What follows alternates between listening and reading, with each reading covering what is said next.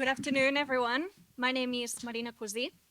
I am an Essex-based artist, theatre maker, and activist, currently working as the artistic director of Colchester-based award-winning theatre company Madhu.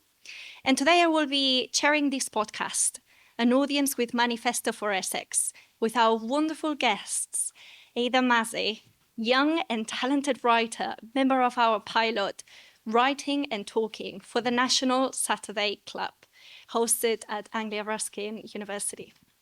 And also author of the wonderful blog post, The National Saturday Club Experience, that you will be able to read at the Essex Book Festival's website. We're also joined today by Steve Mortimer, to my left, producer of international award-winning film Connect, a creative response to climate change, which was selected for over 200 international film awards across the globe. And he's also a founder of the Black Chapel Collective. If I can get a round of applause for our wonderful guests. Before I open the floor to our guests, I would like to introduce what Manifesto for Essex is. So Manifesto for Essex is a creative platform for young people living in Essex and beyond to express their thoughts and ideas about tackling climate change. Manifesto for Essex began at Essex Book Festival in 2020 with a founding event called Escaping Climate Change held at the University of Essex. After multiple on and offline events, the Manifesto for Essex zine was created. We also held a youth climate summit at First Sight earlier this year and hosted many more initiatives that you can read about on the Manifesto for Essex website. So, without further ado, hello Ada. Hello. And hello Steve. Do you mind introducing yourselves to our audiences today? Yes, sure. Hello, I'm Ada Mazi, and I'm the member of the National Saturday Club based in Aru. And I'm also a poet, and I write poetry about nature, including my emotions in it. And you introduced me beautifully, thank you. Brilliant. So that's it, really. Thank you, Ada. What about you, Steve? Hi, my name's Steve Mortimer. I'm a producer, worker in the arts, and I made the film Connect, which involved the Black Chapel Collective, which is a group of artists, dancers, just from a wide range of different areas, and that's kind of like my passion really, is to just work with lots of different people, whatever their age, gender or faith or belief. Brilliant. Thank you, Steve. So could you please tell us more about Connect and about the Black Chapel Collective that you just mentioned, please? Yeah, so we made Connect initially, Martin and I, who's in the audience, we made Connect, it was really just, we were going to do a live show at Hotbox in Chelmsford just before COVID happened. And it was going to be a multimedia thing, and really the thought process behind it was recognising how, with what's going on in the world, how often we feel disconnected from that, and disconnected from our communities, and also disconnected from ourselves. So what I wanted to do was work on a piece that brought in music, art, and healthy spirituality and science, which I think all of those things really, the healthy versions of those things all have elements where it's calling us to connect, which is really what the film and show was about. COVID happened and we couldn't do it, so during lockdown we managed to carefully work out how we could make a film so we could put it online rather than a live event. And that was quite interesting, trying to coordinate with all the, I don't know if people remember, with all the different bubbles, people you could see and couldn't see. Martin did a magnificent job in coordinating when people could come into the building so that we could film them, and then they had to go out so that someone else could come in, because obviously you had to be careful, and masks and all of that. So Hotbox kindly gave us their expertise. We made the film. We got a lot of people involved. A lot of young people were filming it from Chelmsford, and we got all sorts of. It just sort of grew and grew into. We just thought, well, let's go for it. So we had yoga dancers, we had dance music, we had samples from scientists like Rupert Sheldrake. Some of you might know his son Merlin Sheldrake. He's written a fantastic book, and it was really just a whole myriad of different influences, and that's why we kind of called it a creative response to climate change, because we sort of all felt that there's no one way. If we just have science telling us about the climate, it's facts, and sometimes that can be quite disheartening. If we have just art, then it's great, but you need the meat and bones. So it's really pulling all those things together. There's probably a lot more I could talk about it, but that's kind of what we did. We made the film, and then the rest is history, really. That sounds fantastic, and may I add, congratulations on the reception it's having on the festival scene. For those who are interested in seeing Connect, is there a place that audiences can see it online? Yeah, you can see it on YouTube. If you go on YouTube and just put Connect, the Blackchapel Collective, you'll be able to see that there. And it also helps Hotbox, who are obviously a live venue in Chelmsford, and live venues need all the help they can get at the moment, so it will just go onto their site. So just go to Hotbox, Connect, the Blackchapel Collective. Brilliant. Thank you for that. You're welcome. Now, Ada, can you please tell us about your experience with writing and talking, what you created, where it led you? Well, we started with creating a zine, and it would be really wrong if I said I'm the only one who created it, because I had this awesome group of people who helped me create it, and awesome club tutors. To get the first ideas, we went to some trips such as the Royal Opera House, and we had a masterclass there, which I acted as an actor. And then we went to the Chelmsford City Museum, which was one of our biggest inspirations, because we looked at nature and some bees, and the exhibition there as well. It was brilliant. And then we had some guests. We had Lou Williams for our zine making, and we made individual zines, and I made an individual zine as well. And what we thought was we would each have individual ideas and then combine them into a zine, so we could have our different ideas and different point of views collected in a zine. And in one of our sessions, Marina kindly came and taught us how to write eco-poetry, and I wrote a poem there, then submitted it to a poetry competition of Chelmsford City Museum, and I won first place in 13-18-year category, so that was amazing. So it was really fun. I had so much fun there, and it really taught me how to be free with my emotions and not being scared of them or hiding them under, and just flourishing them, really. That's brilliant. And again, congratulations. Thank you so much. I am so very proud of you, because you created something in class and you just submitted on the same day. Oh, That tells a lot about your talent and being so young. Congratulations on adding award-winning to your belt. Thank you so much. Of course. So you both use creative mediums to express your thoughts on the climate emergency. What inspired you to turn to the arts to communicate your message? Well, I thought people give so much attention to science, and everywhere we look at, it's just when we try to warn the government about climate change, it's like, oh, glaciers are melting or polar bears are dying. But I thought we should do something more interesting to catch the attention of the government and actually make them see how we feel, instead of just make them face the facts, because sometimes people don't want to see the truth, and sometimes they want to think that the climate change is not actually happening, but it is actually happening. And the fact that it's not affecting us doesn't mean it's happening around the world and affecting some people.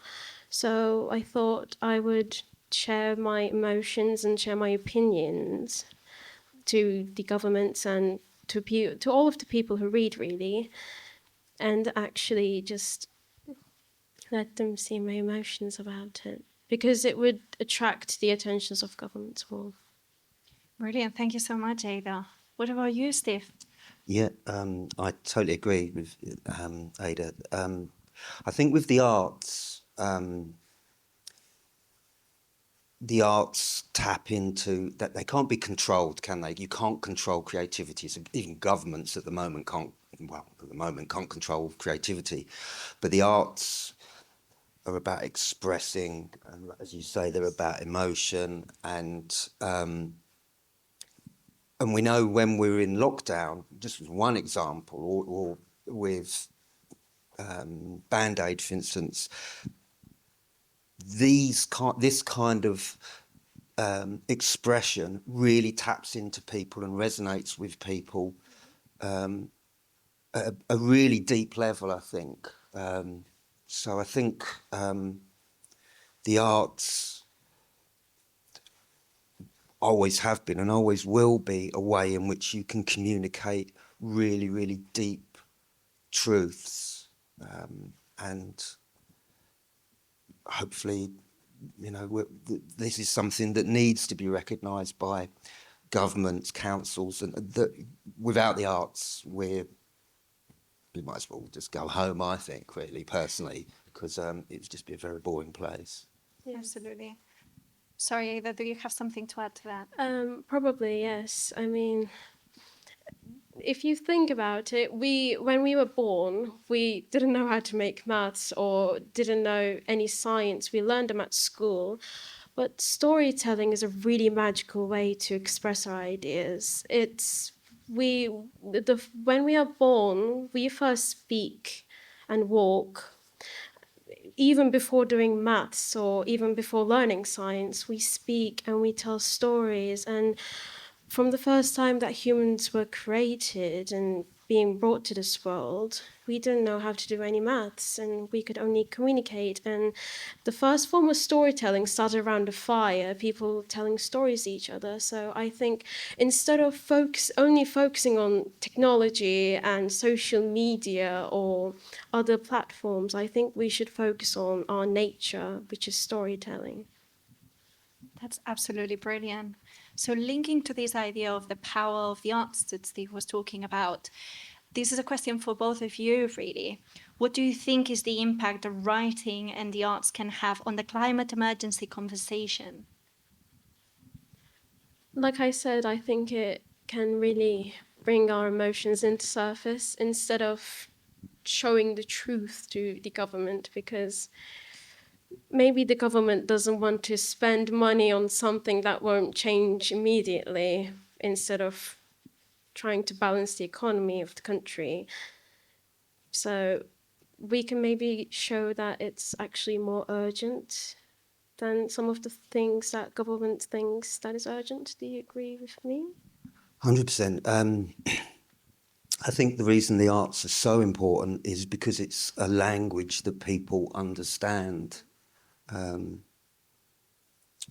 think centuries ago, with the arrival of the printing press, that was such a major breakthrough, because up until that point, language had been controlled, and then it just became part of people's culture, and it was something that you could then communicate even more. And I think the reason why the arts are so critical and important as a language is because they can knock down all forms of barriers. The arts don't necessarily recognise boundaries, or they shouldn't do. And I think one of the things with the arts and creativity with regards to the climate change that I think should really be pushed more is, I think there's a slight gentrification of arts and the climate change. So if we were to walk out here and go out to the bus stop in Chelmsford, there'd be homeless people and there'd be all the crackheads out there. And I think the role of the artist and the role of the arts is not just to reach people that can afford to come to theatres, but also to arrange, you know, and just inspire people who haven't got a lot of money, because this is where you'll get much more of a groundswell. So I think Chelmsford has done things like this with the graffiti things and stuff, where it's kind of art for all. And I think the danger the arts have is becoming arts with a capital A and very middle class. So I think art can really and should really be for all, not just for people who can afford £50 tickets to the Royal Albert Hall or something like that. That's brilliant. And actually, what you were saying about the invention of the print and all this kind of, you know, reaching out to more audiences, what are your thoughts on the internet and how it's democratizing, you understand me, the arts? What relationship do you guys have with maybe putting your art and your words out there? You have a blog on the website right now, I do. the Essex Book Festival website. Do you use social media? How do you use the internet as a platform to reach audiences who, as you were saying, Steve, maybe don't have the privilege to come to theatres and access the arts in more kind of usual venues do we have? Now, I'll be honest, I don't actually really use social media. It was my first time writing a blog, and I was really lucky enough that it was published on the Essex Book Festival site.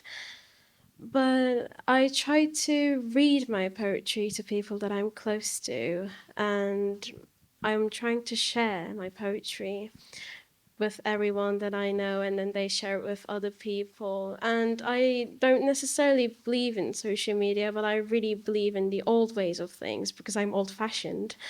I believe in the power of words, how people share information with others, like how old people used to do without the internet, like leaflets or any other things, really. So, and I try to participate in competitions very much, and one of them was successful, so that's great, I think. So yes, that's it. Thank you, Eva.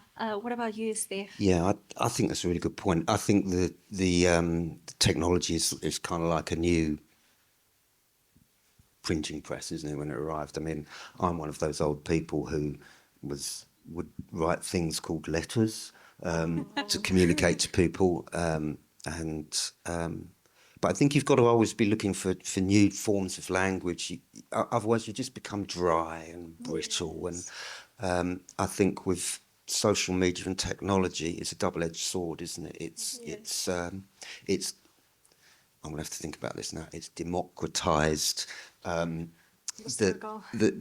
kind of, but then if you look, I suppose the dangers are, if you look at MAGA and all of Trump and the way Russia, we're told, is controls cultures, environments.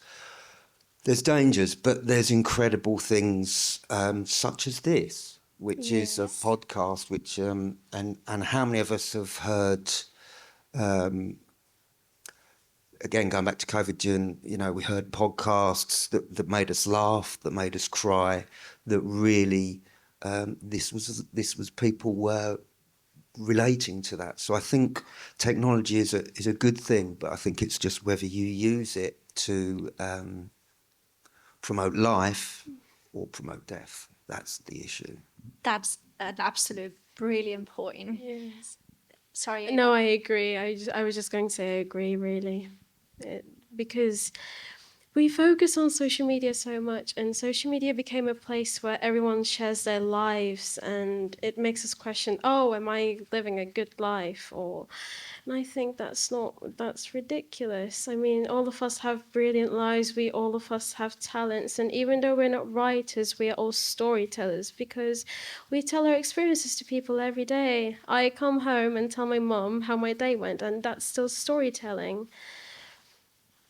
And even though you're not a writer or you're not a poet, you're still telling a story, and that shouldn't be only limited to telling a story on social media, and it should not be about being popular, or it should be just enjoying ourselves, really.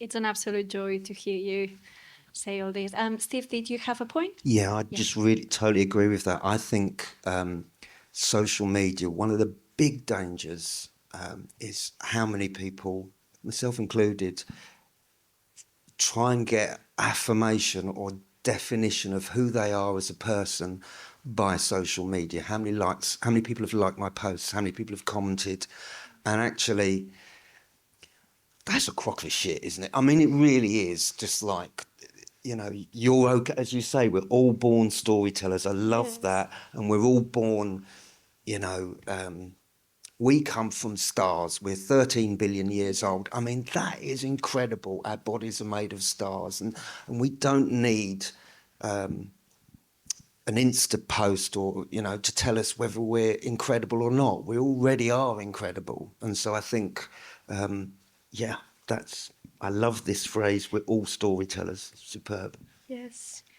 So, linking to this idea of we're all storytellers, I want to hear more about your creative process. So, how do you find your inspiration for your initial idea? How you start working towards a first draft? How do you get to that finished product? Well, in general, my whole zine was about poetry. I wrote poetry, and I picked up some images from magazines that related my poems the best, and I stick them into my zine.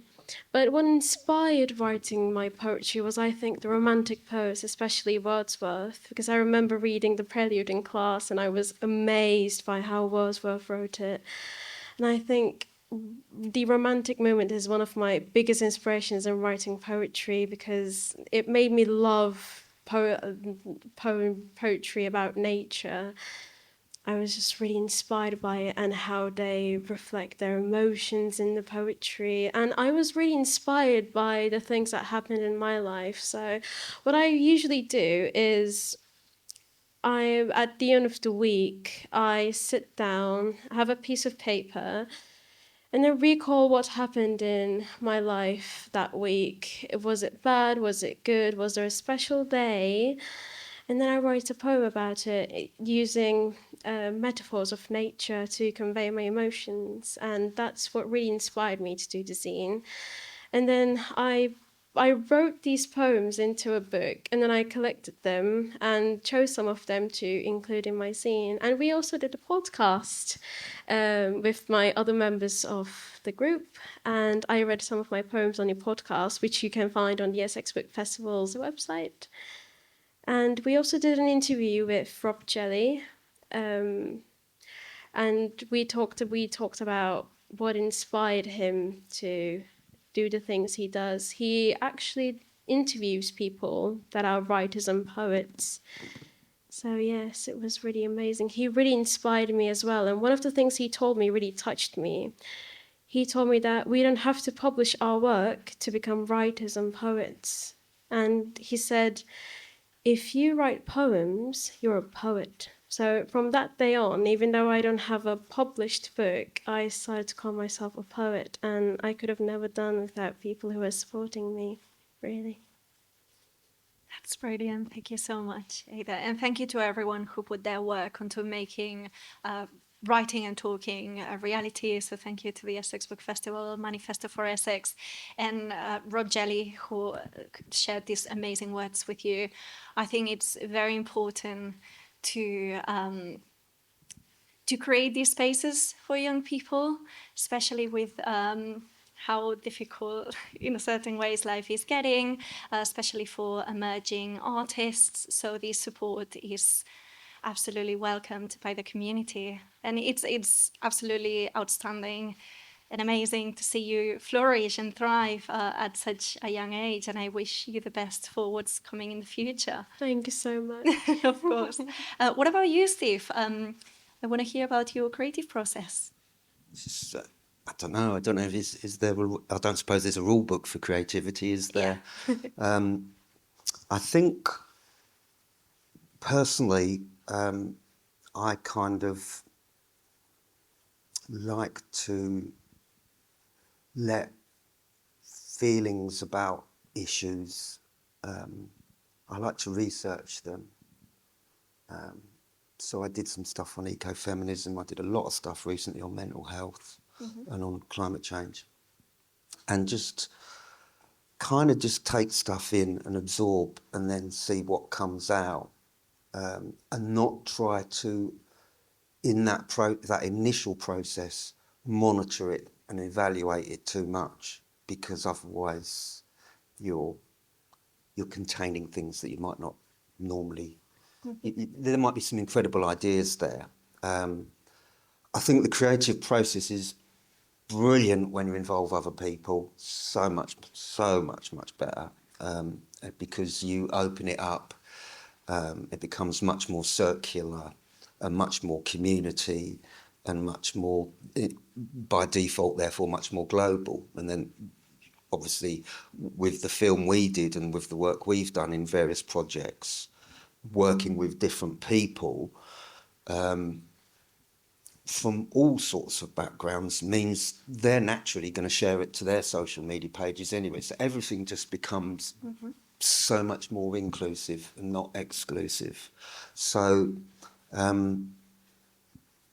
think that's kind of how I work on it, I suppose, briefly. But then I think I'm always very passionate about, people say, oh, you're a creative, but I think everyone's a creative. Yeah. I think, so if I come out of here and fall down and break my leg, I'm going to go to hospital. That's an act of creativity, because they're trying to heal me. The binmen who came out during COVID, they're creatives. Why do we have to have this big thing of, you're such a creative? I think everyone is, and I think the job of art and creativity is to remind ourselves that everyone is creative. So anything that involves that process, I think, is superb. Yeah, it's lovely to hear you talk about this sense of community, because I think that's one of the biggest points that we're trying to get across through the arts, that we're all together in this climate emergency, and would we create this kind of to rally the troops to go for the same goal, really, which is to take care of the environment and the world that we live in. So Ada, do you have any experience on this sense of community and collaboration in your artistic practice? Well, the first experience I had of collaboration was my National Saturday Club. Before that, I never went to a club where I was free and was able to write. And I still remember the first session, I was really nervous, I knew nobody. But having that space was really nice, that every Saturday I was coming into a place where I knew I was safe, I could safely just bring my emotions and my poetry and share them with people every week. And it was really special hearing other people's ideas about what we talk daily, like racism or the climate emergency in the sense. It was really nice because at that point you realize that you're not alone and there are other people thinking about what you're thinking about, and it really connected me to other people, and I made amazing friends there that thought about the same things I was thinking. Was really amazing, and our zine looks really amazing with all those photos and poetry, some writing. It was amazing, really. That's brilliant. Sorry, Steve, I'm going to extend this question to you. I know you were already talking about community and how you bring collaborators into the project, but do you want to expand on some of those points? Yeah, I mean, I think. Because, sorry, I was about to say you create very multidisciplinary works of art by bringing other people. So how does that inform your own practice? Well, you learn, don't you? And it's Yeah. about discovery, and it's about not becoming insular, and it's about it's about also just like learning, I think, to let other people in and to involve people and not hold on to things, because that's kind of what as a society we're doing, which is why we're in the mess, we're holding on to control and consumerism and all these things. And anything we can do at an individual community level, any of these little small bits just dot together things and have this big impact. So I think I think for me, you have to just include people. You can't exclude anyone, and that's what community is about. The word community comes from the Latin communio, which means to have a common cause, to have a common goal and common aim. And interestingly, reading the Manifesto for Essex, what the question was, I'm not sure if I got this, what is the most pressing issue of our time and what impact, how does this affect people? So surely that's an incredible opportunity for community to come together with a common goal and a common aim. And that involves people with all skills. It involves poets, it involves musicians, it involves politicians. That's kind of really, the community is so important, and the moment we lose that, I think it just becomes them and us, when actually it's all of us in it together. Yeah, absolutely. For all those curious, I had to pull up this quote because it's Ros Green, the director of Essex Book Festival. It's how Manifesto for Essex began. So Manifesto for Essex began in 2020 in response to Ross' question, what is the most pressing issue of the day and who will be most affected by it? Which is exactly what you were saying, Steve. That's it, the exact quote.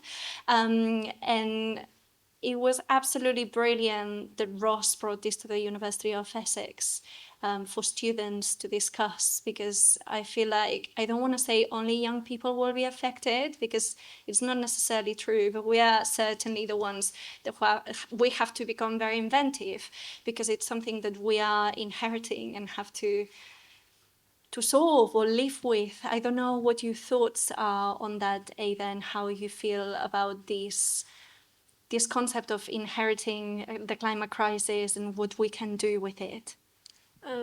Well, it is true, we do inherit climate change. I mean, when I grow up and then when I marry and then have kids and then they will have kids, it will be going on and on and on. And then there will be some places that will be underwater, and it's terrifying, really.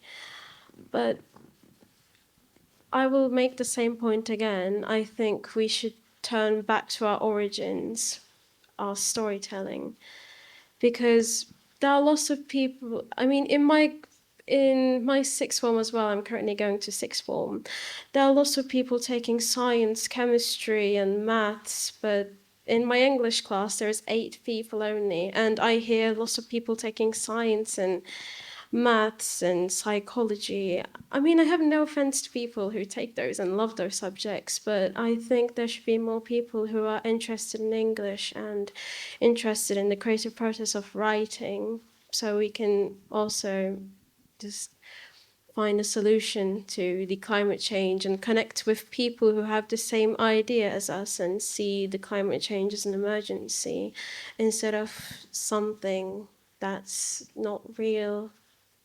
Absolutely. And I think there's a real need to bring STEM and the creative industries together, to come together as a community to tackle all these pressing issues that we have. And it's a conversation that I have been hearing more and more. So it's absolutely lovely to hear that there's young people who have the same ambition.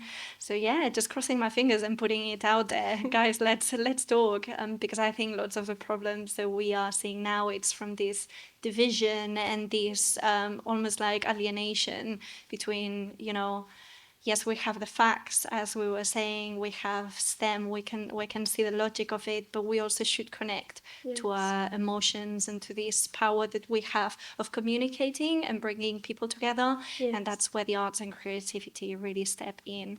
So it's really lovely to hear you talk about that.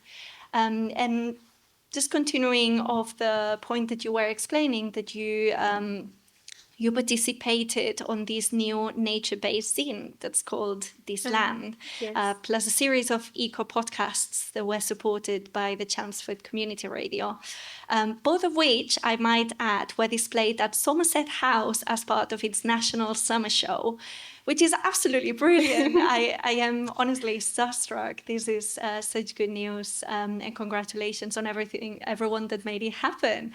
Ada, I understand that you brought a poem for us today, part of this process that you embarked on all these projects. Is that right? Sorry? Do you have a poem for us today? Oh, yes, I do. Brilliant. I can read the poem that I wrote for the competition that I won the first place, which I wrote in your session when you came in. Brilliant. If you don't mind. Yes. I will quickly find it. Do you hear the noise? Trees are screaming, but nobody's hearing. The cars roar louder, that the owls and foxes and wolves are escaping. Humans argue by shouting, birds sing by songs, but the song of the world is dying by the many, many human wrongs. Planes slash through clouds, the world plays violins. Humans cheer for human musicians while nature sings in choirs. Horses are tapping hooves in happiness, equally trees wave with wind. All together, seagulls squeak with gladness. Rivers are trickling in tranquility. If arguments were deafened by silence, how nice would it be if we were forced to listen to the gentle hush of nature with sympathy? Then the world would be smiling and the birds would be singing. Only then we would be living forever. Can I please get a round of applause for Ada? That is absolutely brilliant, and again, award-winning poem. So congratulations again. I'm gonna open up the floor to our audiences for a bit of a Q&A for both Steve and Ada. Does anyone have any questions that stem off this discussion today? Yeah, Michelle? I'd like to know, you've had success now, but what are your plans going forwards? That's to both of you. Brilliant. So I'm going to say it onto the mic so everyone can know about this question. So Michelle has just asked, they both have found success through their artistic and creative projects, but what is next? What's going towards the future? What do you have in store? So is it about education, like university, or as in careers? I think whatever you want to discuss. Well, I'm currently doing English literature, philosophy and ethics and history in my sixth form as A-levels, and then I'm planning on to going to university to study English literature and then hopefully become a lecturer in English literature, because I really want to share my love of English with people. I really want to do that. And at the same time, I also want to continue being a poet and hopefully publishing my work and sharing it with more people, really. So, you know, if any publishing agencies are listening, that would be lovely. Just contact Ada and their parents. Right, Steve, what about you? I don't know. I'm moving to Cambridge hopefully in a month's time, so that's kind of my first thing. I suppose it's just keeping showing up, really, just turning up for these every day to the world and being compassionate. I have got a little idea in my head about possibly going into some forests and recording forest noise, and then getting 7 or 8 people to write poems underneath the thing of the title of Beneath the Trees, and then I just put ambient music to that with the birds. That's just this seed that's just sort of planted in my mind, but I need to sort of get to Cambridge first. That's amazing. I would be one of the buzz. Yes, please invite me. I would love to do that. And this is how a new collaboration is born. Yeah. Any other questions? Anyone else? Over there on the back, please. Just going to ask Steve if there's any future, future plans or shows for the Black Jump Collective. So I'm gonna say it into the mic. The question was whether there's new showcases for Plans or shows? future plans or shows for the collective that you are founder of. Not as yet. One of the things we were involved with were two really good organisations, national organisations. Music Declares Emergency, which so many bands, famous bands, are part of, and also Earth Percent. Earth Percent is a brilliant organisation founded by Brian Eno, and basically the idea is any band, whether you're signed or not, gives 1% of its royalties back to the earth, and it sees the earth as the primary creative. Mm-hmm. So we did at one point talk about doing something with them in London. So I think kind of once I'm settled, I'd like to sort of revisit that, and that would be really good to get. I'd love to do something. I really would love to do something, and I know everyone, all the other people involved, would love it. It'd be great to do something here. Actually, this is such a brilliant space with all the visuals and projectors. But yeah, it's kind of watch this space. Probably better off talking to the person who's sitting next to you, I'd have thought. Brilliant, thank you. So I'm gonna open it up for the last question because I saw someone raising their hand. Yes, because we have 2 minutes. So we're gonna be closing after this question. Yeah, thank you both. It's been really great to listen to you. So you both spoke about how you would like your art and the government to listen to your art and respond to that and respond appropriately to the climate emergency. How would you expect that change to be seen in your local area? Like, how would you? I mean, I imagine it being based upon a community, as you're saying, but how would you expect that to materialise in your area? Right, so the question is about how these two artists think that this change that their art is sparking is going to be seen as in their local community. Like, what's the practicalities that they see happening? Maybe leaflets, or really the word of mouth, I'll say. People talking about it and people talking about climate change more, I'd say. And how we can actually focus on it with our writing and with our storytelling. That would make me really happy if people talked about it more. Brilliant. Thank you, Ada. Steve, quickly. I'm going to be really grumpy, revolutionary old man now. Please go ahead. Right, things that are not helping. Don't open another new McDonald's. Don't open another Turkish barber. Don't open another coffee shop. Please, just more green spaces. Make it accessible, make it free, and get interaction from the ages of 2 right up to old gits like me and beyond. That's what's needed, because you'll get change there. And if that's the thing, I think the local government has to understand. Yes, I appreciate you need that investment, but Chelmsford's, one of the reasons I'm going is because I just sort of feel so frustrated. It's only events like this and the graffitis and all the kind of artistic events that have held me. So I think you see creativity really having an impact and thriving when you do exactly the opposite to those things that are just about to happen. Even things like they're building like 500 flats and houses on floodlands in Great Baddow. I mean, that's just bonkers.